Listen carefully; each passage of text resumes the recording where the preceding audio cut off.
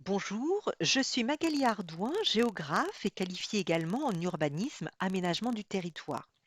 L'un de mes champs de recherche est l'analyse des dimensions socio-spatiales relatives aux études didactiques.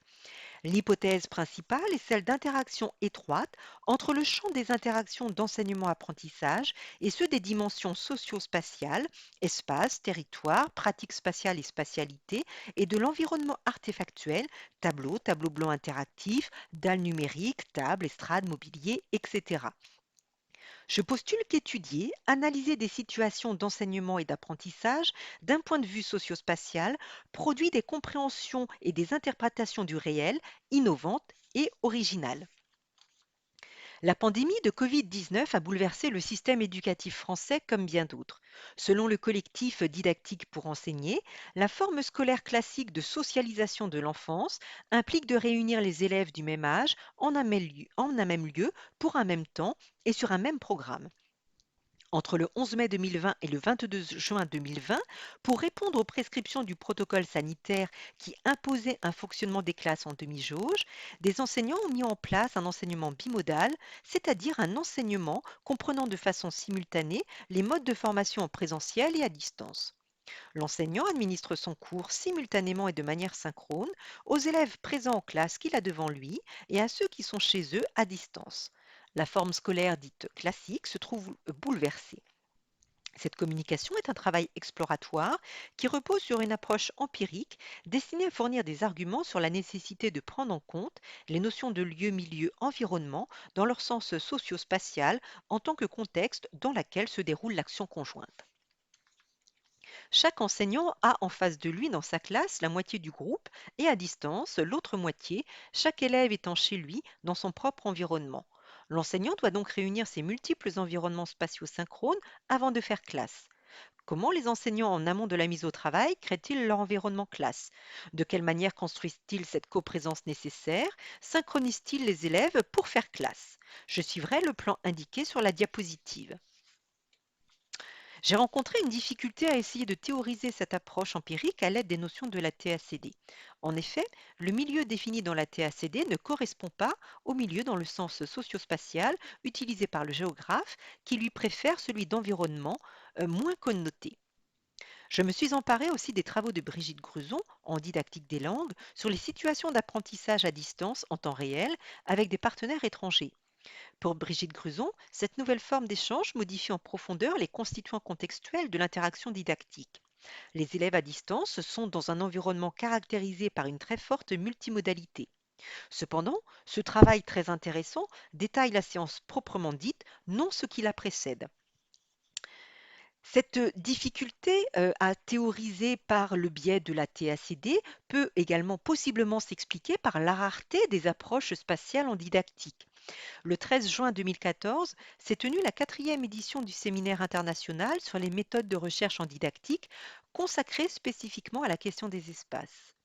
Il s'est agi d'interroger les découpages relativement classiques dans le champ, par exemple entre scolaire et extrascolaire, dans la classe hors la classe, disciplinaire non disciplinaire, et également de travailler sur les manières dont les recherches en didactique spécifient leur contexte et terrain d'investigation, délimitation, caractérisation, catégorisation, etc.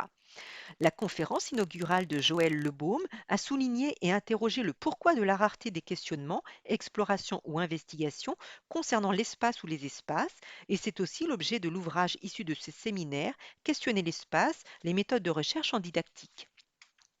Quelques chercheurs en sciences de l'éducation et de la formation s'intéressent aux environnements éducatifs en tant que catalyseurs d'apprentissage.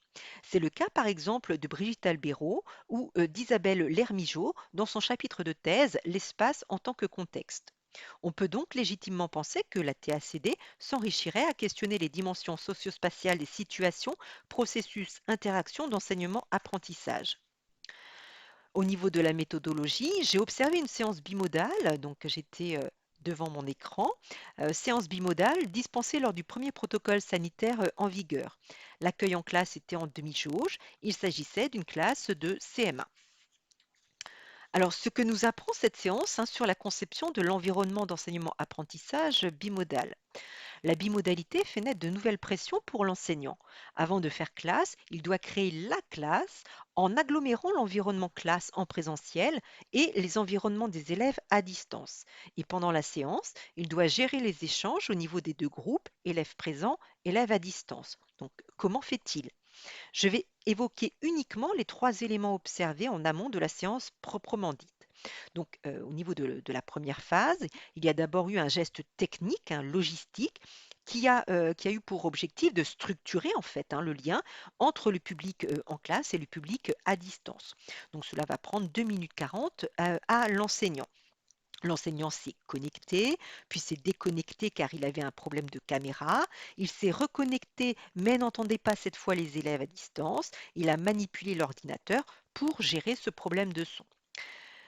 À cela s'ajoute une deuxième phase que j'appelle une phase d'intégration des élèves qui sont à distance, puisque l'enseignant procède à l'appel, alors obligation scolaire en temps normal, conformément aux dispositions de l'article R 131-5 du Code de l'éducation.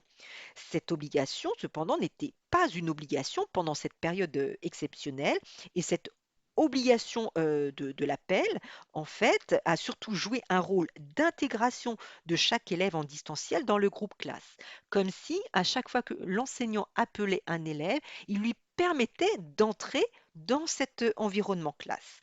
Donc cette phase a duré pas moins de 4 minutes 50. En effet, il y a eu un problème de connexion, enfin même plusieurs, le chat non ouvert, des micros dysfonctionnants. Et s'est rajouté à cela aussi l'absence de plusieurs élèves qui s'est expliquée par le fait que l'enseignant avait omis d'indiquer la tenue de la classe virtuelle sur le cahier de texte en ligne. Il a appelé à leur domicile les élèves absents pour qu'ils se connectent. Enfin, troisième phase, l'enseignant a aménagé l'espace d'apprentissage des élèves à distance en tournant l'ordinateur vers le tableau. Celui-ci était tourné préalablement vers le groupe classe en présentiel. Cela a duré 1 minute 24 et a nécessité trois manipulations successives. En effet, les élèves à distance ne voyaient pas bien le tableau. L'enseignant a donc bougé l'écran de façon à ajuster leur vision. À noter qu'il était toujours en train d'appeler au téléphone les élèves absents. Je postule que le glossaire de la TACD pourrait s'enrichir de la notion d'environnement d'enseignement-apprentissage capacitant. Alors, il convient d'abord de définir la notion d'environnement. Pris dans un sens général, cette notion correspond à l'ensemble des conditions naturelles et culturelles dans lesquelles les organismes vivants, et l'homme avec un grand H en particulier, se développent. Il constitue le cadre dans lequel les individus opèrent et il impose des conditions qui affectent et qui influent sur son développement et sur son activité. En ce sens, un environnement d'apprentissage est composé de ressources, qu'elles soient matérielles, virtuelles, physiques, humaines, technologiques, etc., qui sont là pour soutenir un projet d'apprentissage et lui donner du sens. Quant à l'environnement capacitant, le concept a été développé au sein du champ de l'ergonomie constructive. Ce domaine de recherche s'intéresse à la manière dont les environnements professionnels sont garants de la santé et du bien-être au travail, favorisant ainsi le développement des individus. L'expression a été théorisée par Pierre Falzon à partir de l'approche des capacités d'Amartya Sen. Falzon développe le concept autour de trois caractéristiques des environnements de travail favorisant le développement. L'environnement capacitant est préventif au sens où il préserve les capacités d'action futures en prévenant par exemple les risques psychosociaux. Universel au sens où l'environnement se doit d'être inclusif et intégrer les différences interindividuelles. De fait, il prévient les exclusions.